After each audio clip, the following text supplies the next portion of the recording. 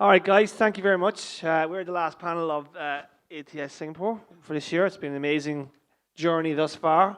And I think this is probably one of the most interesting panels of the session. We're talking about sort of connected markets to the booming gaming and esports industries. But I think the first thing I want to ask before we do introductions, well, actually, we'll do the introduction first, and then I can ask for. Actually, I'll start with the introductions first. I was going to jump into the questions, but getting ahead of myself. Tessa, we'll start with you in terms of introductions, please. I'm Tessa. I work at TBWA. I'm head of innovation, so I come from the creative side. And I also have ExpressVPN. So I'm super stressed out right now, but that's all right. You're currently being used by the Iranian government to launch a number of nuclear weapons against Israel. How do you feel about that, The moment this is over. Hi there, I'm Jamie. Nice to meet you. I work over at... Is that microphone on? No, it's just having a moment. There you go. Sorry. Hi, I'm Jamie. Nice to see you all. I work over at Publicis and also founded a brand consultancy called Mana. And Mana sits within Publicis, powering Publicis Play, which is the gaming, esports, and Web3 division of Publicis Group. We predominantly look over Southeast Asia, but also do work across APAC. And do you use any VPNs? ExpressVPN. I'm really stressed out right now. Well, ExpressVPN's about to lose half the room today in terms of customers. Azim. Yeah, hi there, Asim, Digital Turbine, formerly known as Ad Colony. I think there's been some confusion this week. We'll probably do a better PR job next time.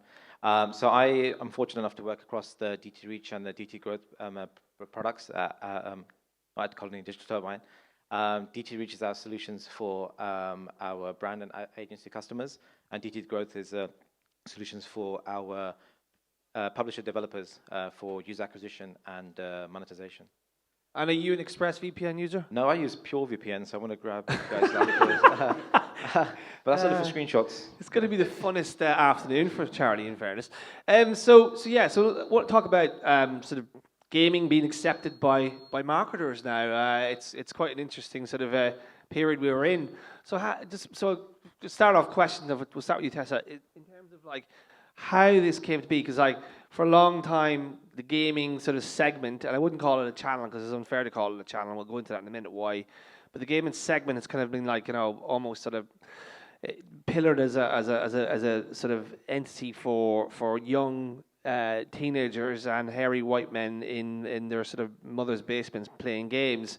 But now it's like being accepted as a huge cross-channel, cross ages, etc. Everybody's doing gaming, whether it's casual gaming or console gaming or online poker like myself, which is being played by everybody. By the way, I play for not real money. By the way, it's just like fake money. But what's made us get to this point? What's been the transition point? So I think we're still transitioning some of our clients, but it's very clear, right? Like if you look at the data shows that most of the world is gaming now. From, as you said, the kid in the basement, but also maybe your grandma playing Candy Crush on the train. I think as we've shifted to become more data-led in how we're working, we're getting smarter, at least from a creative company, of working with our media partners, working with our own gaming division, working with lots of different partners, that it's just clear where people are spending their time. So you can't ignore it. It's shifted there. Then I think it's also the pressure of new generations rising up. They are also gamers. They get it. They can say, hey, no longer a little Gen Z or millennial, better freaking focus on this. And it's impossible to ignore, I think. So do you think that is a scrap maybe to get access to the hard to find Gen Zers who are not necessarily on traditional media anymore? Not even just Gen Z. Yes, it feels like marketing, right? Every 10 years, we're like, gotta catch Gen X, gotta catch then millennials, then Gen Z, soon it will be Gen Alpha. I think any brand... Gen Alpha? The younger one. The up and coming. Are they the 2-year-olds? Hey, you gotta start somewhere, right? Before they get a VPN. So I think it's partially to get that younger audience, but it's also just where are people spending time? Where is their attention going? And that's everyone from every age. You can show a TV ad, But if everyone's using a VPN and no one's watching cable, no one's going to see your TV ad, right? So you got to find other channels. Yeah. Jamie, is that what you're seeing as well? I mean, I was actually going to add to that, and I think the TV analogy is apt because it must have been a really long time since a media planner once said, "Oh, TV buyers, TV watchers, that's a segment we should be going after." And in the same way that TV is just ubiquitous, so is gaming at this point, and so it's actually not very helpful to think about gamers as a homogenous set. In fact, if you were to start to segment across people who just play on PC versus mobile, wild demographic differences. And then if you start to think about different genres of games, massive, massive demographic and motivational differences. And so I think a more careful segmentation, a more careful marriage between what is a brand value or what they're looking to achieve in an audience segment, and specifically if we think about audience segments in gaming, they're tribes. I mean, they're people who are deeply passionate about an IP in most cases. And so it's not only the fact they're sitting in this game, spending hours a day in this game, and are really in love with that IP. It's the fact that brands are not welcome into that world because those players are sometimes actually paying for the IP and paying for the access. But by and large, game publishers are really great at monetizing their audiences. And so they don't want to create space for brands to be in there. And so we're having to really reframe how we approach this because we're needing to go to publishers who are the legal connection to their audiences and ask them how we can best work with them to serve their audiences. It's a radical shift in the kind of hierarchy of our profession. As was that, are the conversations getting easier for you? I mean, you've been probably trying to sell that into agencies and brands for a long time. But is the conversations easier now because of those various points? Yeah, I mean, I would say that in the past couple of years with the pandemic as well, I mean, there was, I would say, a bit more receptiveness over the past couple of years, where attention went more to gaming, people weren't outdoors as much. People want to escape from the news and the doom and gloom that was on the like the ExpressVPN story. Yeah, I mean whether you VPN into the US or the UK or Singapore is the same news as COVID is end of the world kind of stuff. So people want to escape from that, and I think I'm playing loads of Candy Crush after this panel. Yeah, exactly. So I think people just naturally want to escape from that, and then we saw them kind of transcend onto mobile gaming. We saw with behaviors with app downloads has always been skewed towards games. Certain segments within those games started taking top places in the charts. So I think marketers got the sense of that. They saw that okay, there's eyeballs that go in here, so they were more open, more welcome for us to kind of educate them. So there's definitely been a much more receptiveness, and also the technology has kind of improved as well. So like with marketers we speak to, they always want to have the moat measurement and the IS, etc. And having a medium that becomes accountable as well. I think it's helped to further that conversation, and we have that now with OMSDK and things like that. So staying with you though, there's been a phenomenon in this space around the walled gardens, right? So think about the space before, say 5 years ago, even, or even pre-pandemic. You had a very fragmented world, right? Lots of different publishers of games, ad tech sit over here, publishers, but we've had this coming together of sort of like gaming IP. Plus the media execution piece, and even your own company was acquired by a larger company to bring all that together. So, what's your take on that from an industry perspective? Microsoft acquiring Activision Blizzard. With Activision Blizzard is very strong in the casual gaming space, but then Microsoft have Xandr and all the rest of ad tech stuff. Is that a good thing from your perspective in terms of the buying piece? Does it make it easier to buy that way, or is it just more fragmentation? I think that, there's consolidation happening, companies are getting acquired. We were acquired, we mentioned the example for Activision and Xandr, for example. So that's because I think that, so let me rephrase that. So there's going to be this walled garden kind of, people are going to assume that this walled garden is building up, but I think that companies need time to consolidate to make it easier. So the analogy that I would give people often is like, if I'm going to invite guests to my house first, I'm going to tidy up a bit. So I think there's an element of that as well. I think there's been other factors as well, which is kind of like created a bit of this tension about walled gardens. That's coming from, privacy. People more care about their privacy now. The AT&T framework that iOS brought in. Facebook were pretty vocal about that. Their business was impacted by IDFA being deprecated. So I think those things are happening. We just sort of face those as challenges, and just as part and parcel of our industry evolving. So yeah.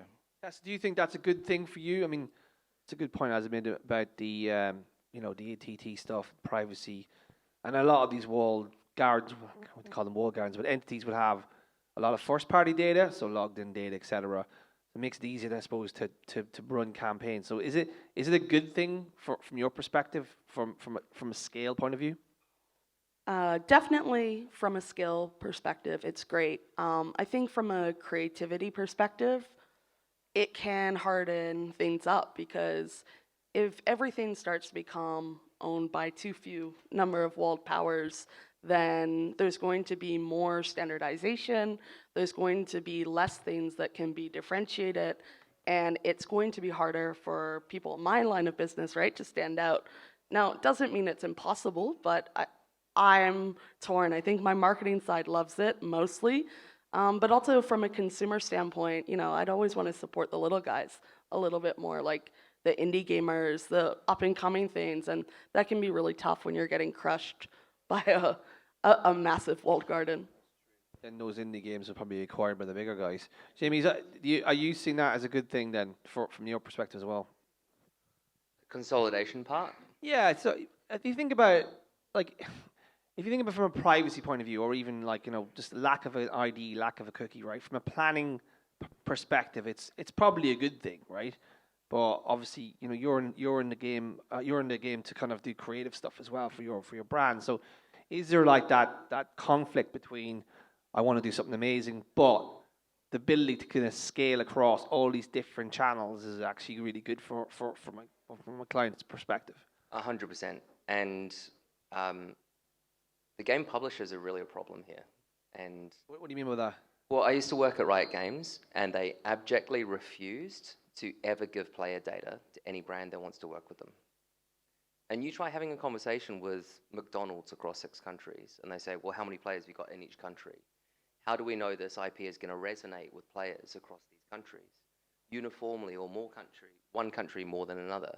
And they're not open to having that conversation when there are a publisher who owns games that make $2 billion a year, $3 billion a year for one game. They're not going to give up player data, because the more consolidation happens, the more you're having publicly listed companies also come into the space, and it can actually affect stock price. And so they'll hide behind that, but it's really not in the best interest of advertisers.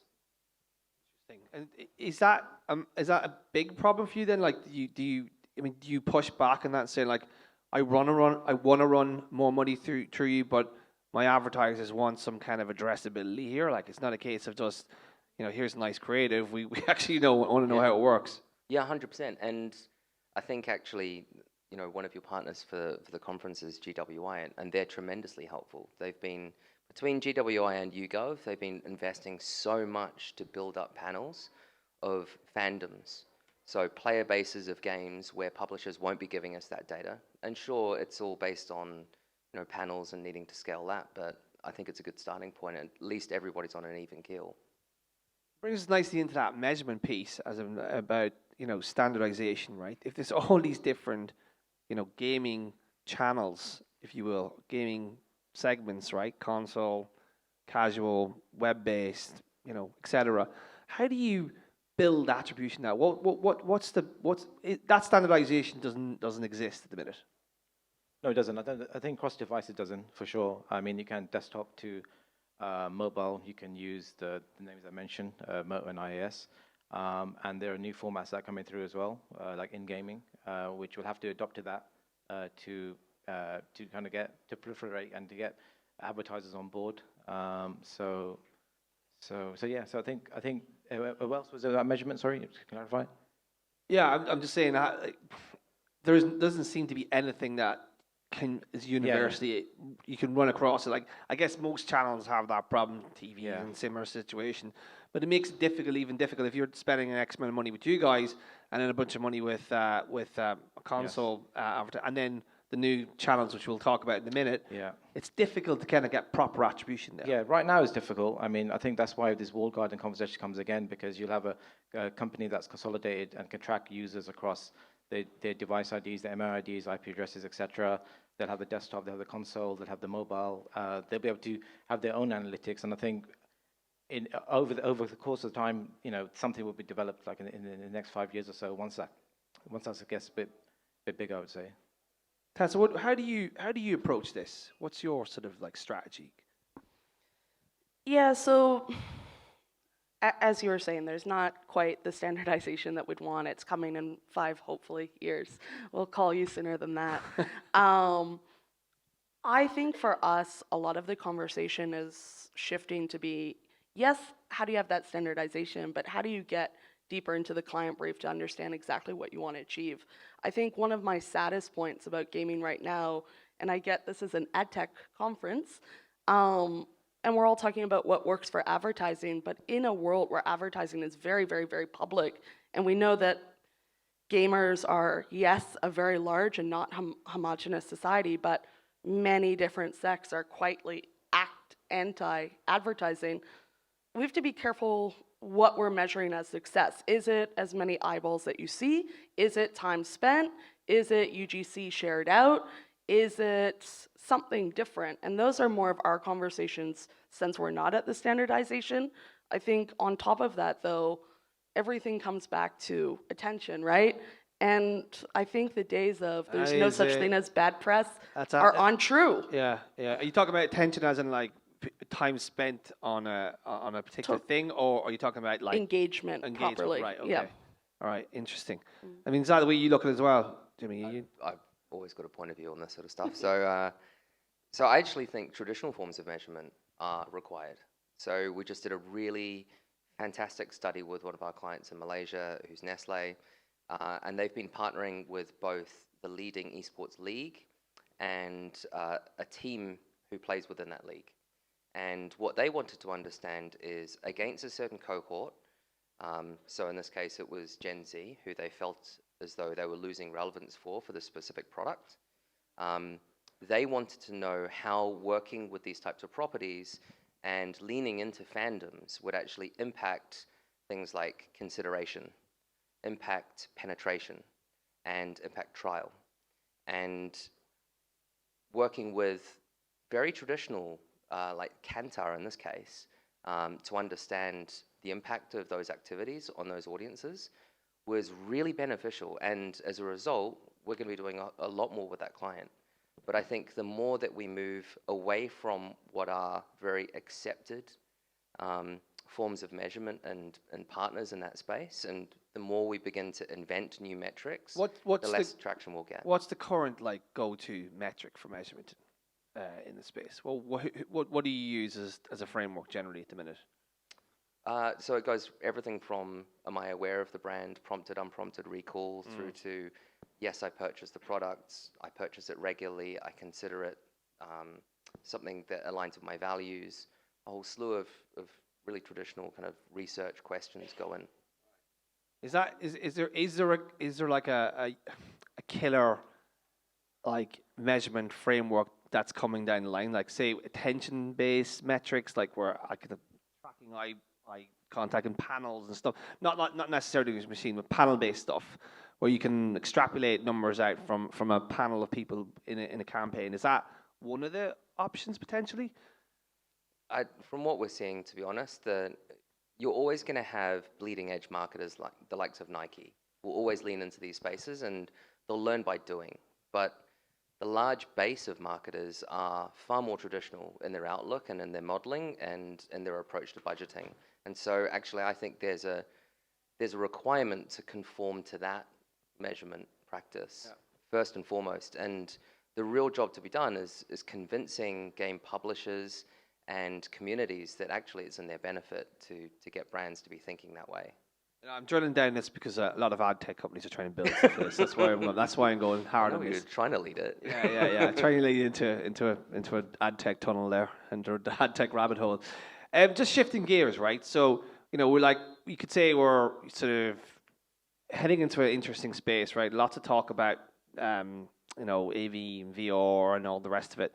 And I hate to say the word; it's probably not been said this week, but the metaverse. Yeah, we could argue now on a stage that the metaverse has existed for a long time, right? The likes of Fortnite, the likes of Roblox, they're effectively mini universes. But their monetization piece and their branding is a lot different from traditional banner ads and video ads. So I want to talk a little bit about that and seeing how that extends into that space. So, the original crypto, if you will, digital currency was V-Bucks on Fortnite. Nobody ever talks about that, but V-Bucks was basically a digital currency for many, many years, buying virtual goods. But now here we are spending trillions of dollars on bloody crypto and tokenization, even though Epic had built it ages ago. So I just want to talk about that as a branding piece, right? How do you make your way into that world? I know there's been a lot of brands doing virtual goods, but then you talked about commoditization in that space. So how do you get punched through for your brands who are trying to reach those specific audiences that can't be reached via traditional advertising? I think it depends on the brand. So like for one of our clients, for instance, where we've helped them get onto Discord. Now Discord is not yet super massive across. I can't use it. I tried to use it. I can't use it. Well, I was on it one day and I was just like, what's going on here? Like, so Have I you have to ever have used friends. Slack? I use Slack, but Discord is. It's so similar. Come on. Is it right? You can give me a demo afterwards. You can tell me how to remove ExpressVPN from my phone, and then we'll use Discord. Yeah. We'll sort out ExpressVPN first and then Discord. All right. Okay. I think for Discord though, right? Like the reason more of our clients are turning to that is because it gives them, we're telling them and convincing them and showing them, it gives them access to shift to voice as a creative form, to shift to smaller communities. It might not be the most massive audience, so if you're going for number of impressions, it's wrong, but if you're going to create brand ambassadors, it can be right. I think on the other side, it's really important to make sure you have those more innovative bespoke clients like ours is. We have one called Altava, and they're like fashion, gaming, metaverse, like all the buzzwords into one, but they're quite cool because they use it to help set up like a physical creation of clothing, for instance. So it's anti-fast fashion. It's making sure that you know what the demand is before you start to produce different things. It's bringing a lot of different luxury fashion clients into this space, and you see a lot of those clients are the quickest moving in these areas, likely because they are after a growing audience, often a younger audience. But I think it's just looking at a brief and not accepting it as, okay, you can't come to us and say you just want these mediums anymore. What is your business problem? And then making sure we're very well versed in the different pieces to solve that. It sounds like fancy market research, though. They're using the community kind of like to figure out what the community wants. Yeah, I mean, let's be clear. We also use and love GWI and YouGov. I think they're phenomenal. We have more market research partners. I think that's definitely a part of it. I think another part, though, is you've got to have people on your team that are actually in these spaces as consumers.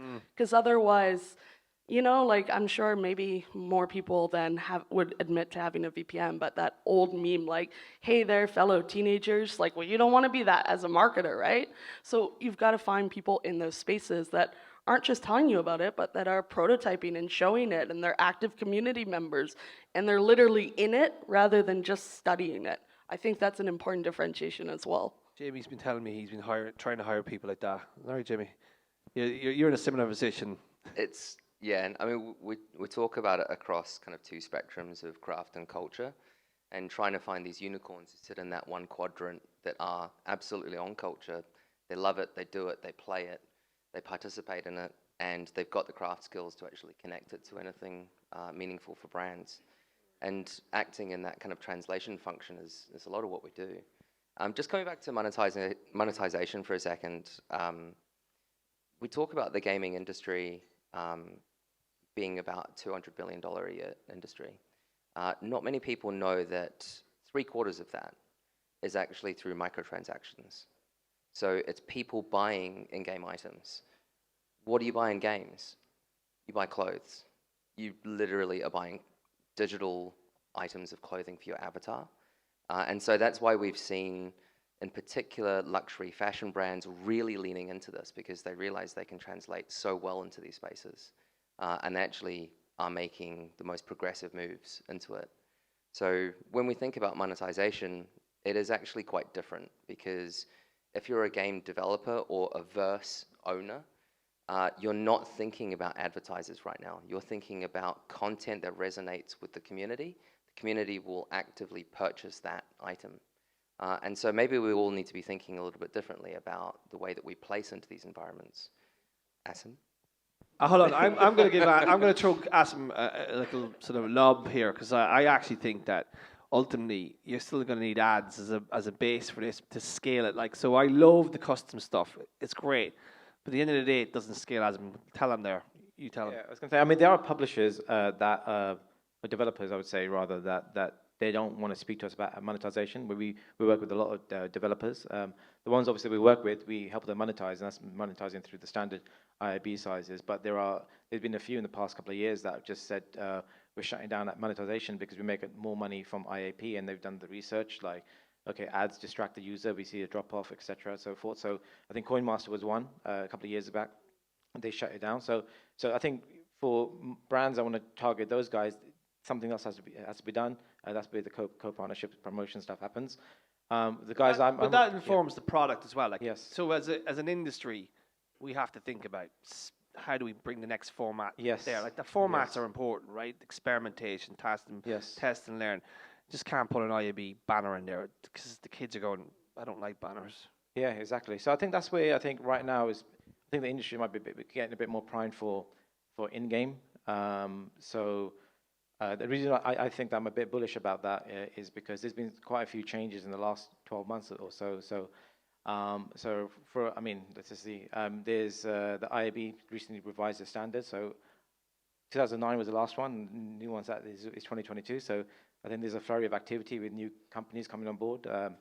When you talk about in-gaming, you're talking about like it's almost like native, right? It's like product placement, or a car could be branded, or like there's a lot of stuff that could be done creatively. Yeah, and there were developers that we would speak to like even last year, and they were not interested because the revenue and projections wouldn't move the needle for them. Like a lot of the developers that we work with, I think about 80 to 90% of the revenue comes from other developers who want to promote and get users rather than actually being brands. So getting them their buy-in to actually integrate with kind of in-game solutions was a difficult one. But I think that's changing now. Google's recently just a couple of months ago announced to the kind of for their Play Store rules that hyper casual ads have to cut down on the number of ad placements that they can serve. So and then with IDFA stuff as has been happening, attribution back to networks, etc. That's had an impact on CPMs for these game developers as well. So I feel as though now is a time that we should, in-game networks should be probably re-engaging with the developers to discuss that, because I think they might have the ear off these developers who might be losing a bit of revenue. Yeah. So I just want to add on to this because I think it's really easy to think of this in a really kind of binary way. So if you've got kind of hyper casual games, they're very often monetized through in-game ads, and players are really receptive to the rewarded video format in particular, and the type of feedback you get from players about that is similar to Twitch's ads. So like, I can see how monetization of this goes back to pay for the content that I love. Yeah. On the other end of the spectrum, it's really easy to think about really shiny brand experiences in Roblox. Yeah. And hey, I'm going to drop $500,000 on building the next Nike Land. The vast majority of those are completely empty. Nobody goes to Nike Land. Yeah. Everybody goes to Adidas Land. Brilliant. Far better. Yeah, very different strategy. But yeah, so if you look at Nike Land, I think the other day they came out and said they've had 10 million visitors in 3 months. And I think there's something interesting in that, because would they have spent $500,000 on a Nike.com? No, a lot more than that, right? And so what role does this have for them? Is it a .com, or is it a campaign microsite and they intend to deprecate it? Or is it a platform business and they say, okay, well, you know what, we're going to invest $500,000 here, and then we're going to think like a game developer publisher, and we're going to roll out seasons and content drops and begin to connect it to other experiences. And that is an amazing mindset to have.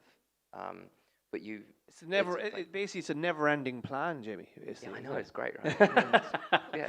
Listen, we're running out of time, and everybody has to get to lunch. And I want to just leave this discussion with one sort of point for someone said, "What are you most excited about in the space right now?" So, is that with you, Tessa? Like, just super excited, going, "That's like we're spending a lot of time doing that." I'm probably most excited by those well-developed in-game advertisings right now. Like, we're talking of Roblox. Yes, more and more of these metaverse experiences are empty, but like the fact that, look, yes, they have billboards there too, but they also have now an NPC that is an ad format that you can have proper conversations that you can also then override to get more customized. I love that kind of thing. I think it's a happy medium. You need your mass to get attention, but those points with a little bit of love to help you get that acceptance from the community, that's probably what we're most excited about. Okay, great, Jamie. I'm looking around the room, and a bunch of us were part of the year of mobile that lasted a Jesus. decade, and I'm just We're warning still you. in the year of the mobile. Yeah. I'm warning you that we're at year one of Metaverse. Oh, and please. by the way, for everyone in the room, to be clear, the Metaverse is not a place. It's It a is a concept. It's a philosophical concept, is it? Yeah. All right, good. But that's kind of what the metaverse is, isn't it? When you think about it. Not too much, obviously. For us, I think like what's been encouraging, I would say, is what I get excited about, and what I'm engaging with brands is around creative innovation. So we have brands who just wanted to run their TVC a couple of years ago and just wanted VCR, and they're using the desktop metrics. But now, I mean, we talked about contextual. Yesterday was a session about context, and I think what's encouraging is that the folks that we're working with, they want to customize their engagement so that it ties in with the game experience. So you have a video, then you have like an engagement unit, and that engagement unit with having gamification. So just having those conversations, just when seeing that people are excited and don't want to use a templated ad or a rich media. So it tells me that people are excited and they want to get more creative. And I think that's when product placements and these news ideas, I think people are just more receptive to it. And I think agencies, folks that we're working with are mostly Gen Z and millennials, so they kind of get it. It's great because from a creative side, it's super exciting. From an ad tech side, it's super exciting. It's a brilliant space, and it's great that it's hidden mainstream. So please give our panelists a round of applause. Thank you very much for being our last panelist. I appreciate it. Great discussion.